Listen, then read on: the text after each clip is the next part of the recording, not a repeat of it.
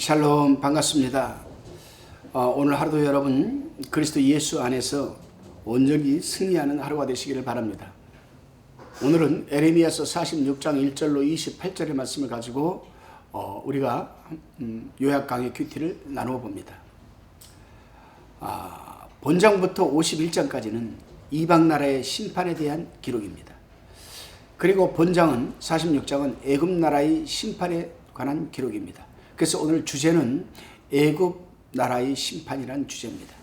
그런데 에레미야 선지자는 이방 나라를 심판하는 데 있어서 애굽에 대해 제일 먼저 심판을 예언하고 있습니다.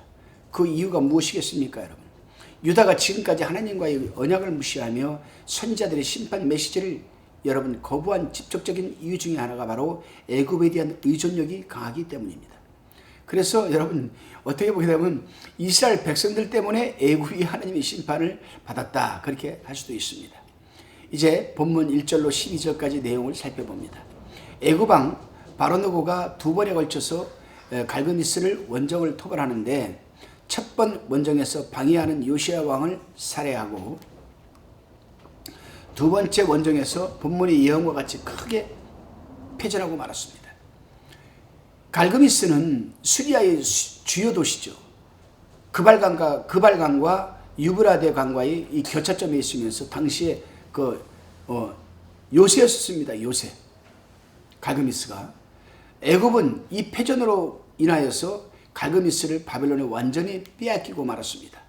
에레미야 선지자의 예언 중 각국에 대한 심판의 예언 사역도 이때부터 시작이 됩니다. 애굽왕은 자신의 군대 무기인 큰 방패, 작은 방패, 기명의 말과 안장, 투구, 창, 갑옷, 그리고 용사들을 믿었습니다.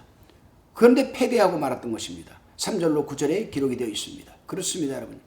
이 세상의 모든 일들은 하나님의 섭리 아래 하나님의 주권에 달려 있습니다. 그래서 성경은 전쟁은 하나님께 속한 것이라고 역대하 20장 15절에 분명히 기록되어 있습니다. 전쟁의 승패는 하나님의 손에 달려 있다는 것입니다. 영적 정죄도 마찬가지 아니겠습니까, 여러분? 사단은, 마귀는, 귀신은 우리보다도 여러분 얼마나 강력한지 모릅니다. 능력도 많습니다. 그렇기 때문에 우리 인간의 인본주의적인 여러분 생각과 발상으로는 절대로 사단, 마귀, 귀신을 이길 수가 없습니다. 그러나 여러분, 그들을 이길 수 있는 유일한 방법이 있습니다. 바로 무엇입니까? 하나님입니다. 예수 그리스도 이름의 권세와 성령의 권세입니다, 여러분. 이제 본문 13절로 26절을 살펴봅니다. 애굽이 바벨론을 공격하려고 출전하였다가 갈그미스에서 패전한 때는 역사적으로 BC 612년 요때입니다. 이번에는 바벨론 왕이 애굽을 공격하였으니 그때가 BC 또 568년 정도였습니다. 당시 애굽과 함께하는 국가들 있었죠. 바로 믹돌, 노, 다바네스, 이 다바네스는 시리아를 말합니다. 암몬, 모압 등 모두가 바벨론에게 패망하리라고 예언을 합니다. 15절에서 말하는 장사라는 말이 나옵니다. 이 장사들은 애굽신 아비스 우상인데 황소를 말하는 것으로 승리의 신처럼 섬기는 우상이었지만 모두가 무용지물이 되고 패전하고 말았습니다. 또한 각국의 군대가 고용되어 왔으나 애굽이 패하자 급히 자신들이 고국으로 돌아가야 살겠다고 달아나버리고 말았다. 그렇게 달아날 것이라고 에레미야는 예언을 했습니다. 결국은 애굽이 바로 왕이 시기를 잃어버려서 17절에 보게 되면 다시 회복할 기회를 찾지 못할 것이라고 또 예언을 합니다. 이대로 성취가 되었습니다. 그렇습니다, 여러분. 에레미야 선지자 예언대로 애굽이 패한 후에 오늘날까지 국가의 명백은 보존하고 있지만 쇠약한 상태가 되어버리고, 여러분 애굽이 이집트지. 오늘날 애굽이 이집트인데 이집트는 여러분 천연 자원도 풍부합니다. 석유도 여러분 펑펑 나는 나라입니다.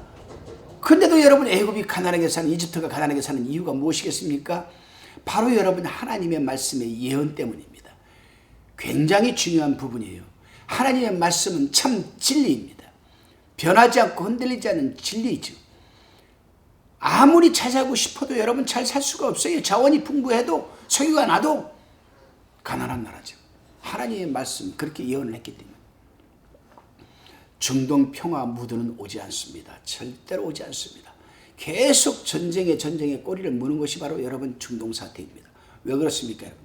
하나님의 말씀이 그렇게 하셨기 때문에 창세기 보게 되면은 하갈이 이스마엘을 낳고 화살 한 바탕 쏠 거리에 나가서 펑펑 웁니다. 하나님께서 하갈을 어떻게 위로하셨습니까? 울지 마라. 이 아이도 큰 민족을 이루겠고 그러나 새벽에서를 머금고 또 이들은 칼을 들고 살리라. 전쟁을 치고 살아갈 수밖에 없는 게 중동 국가 사람들입니다. 그러니 여러분 중동 사태가 해결되겠습니까? 해결되지 않습니다. 여기서 우리는 하나님의 말씀이 얼마나 정확하고 한 나라의 흥망성쇠는 하나님의 손에 달려있음을 우리는 분명히 깨달아야만 합니다. 다시금 본문 27절로 28절을 한번 읽어봅니다. 내 종 야곱아 두려워 말라. 이스라엘아 놀라지 말라. 보라 내가 너를 원방에서 구원하여 내 자손을 포로된 땅에서 구원하리니 야곱이 돌아와서 평안히 또 정원히 거할 것이라. 그를 두렵게 할 자 없으리라. 나 여호와가 말하노라. 내 종 야곱아 내가 너와 함께 하나니 두려워 말라. 내가 너를 흩었던 그 열방은 다 멸할지라도 너는 아주 멸하지 아니하리라. 내가 너를 공도로 정책할 것이요 결코 무지한 자로 여기지 아니하리라. 아멘입니다. 에레미야 선지자는 하나님의 말씀을 받아서 27절에서 내 종 야곱아 두려워 말라. 이스라엘 놀라지 말라고 위로를 하면서도 너를 원방에서 구원하여 내 자손을 포로된 땅에서 돌아오게 하여 평안히 살게 하리라고 합니다. 그렇습니다. 하나님은 비록 이방인 모든 나라들을 심판하는 주신 중에 그래도 택한 백성은 연단만 할 뿐 훈련시켜 흩어졌던 각국에서 본국으로 돌아오게 할 것이라는 이 에레미야 선지자의 말씀에 이스라엘 백성은 위로와 힘을 얻었고 견딜 수가 있었던 것입니다. 결국 이 예언의 말씀대로 이스라엘은 70년의 연단 기간이 되자 그 자손들이 고국으로 돌아온 것 아니겠습니까? 우리 또한 마찬가지입니다. 하나님은 분명 당신의 백성들을 힘들고 고통스러운 환경에 처하게 하시는 분이 아니시기 때문에 우리에게 그 어떤 힘들고 고통스러운 환경이 다가온다면 그것은 분명 우리를 성숙한 당신의 백성으로 연단하시고 훈련시키기 위한 것임을 깨닫고 더욱 감사와 순종하는 이 가운데에서 인내하고 때가 되기까지 기다려야 할 것입니다. 오늘 한날이 그날이 되시기를 주님의 이름으로 기원합니다. 기도드립니다. 주님, 눈만 뜨면 벌어지는 영적 전쟁 속에서 세상의 모든 일들은 우연히 일어나는 것이 아니요 하나님의 섭리 아래서 하나님의 뜻 가운데 일어나는 일임을 믿습니다. 그러기 한 개인의 흥망성쇠도 한 나라의 흥망성쇠도 나라와 나라 간의 전쟁도 하나님의 섭리와 주권 달려있기 때문에 그 어떠한 상황 속에서도 하나님의 말씀에 순응하는 삶이 되게 하옵소서. 이사옵고 감사드리오며 예수님의 이름으로 기도드리옵나이다. 아멘.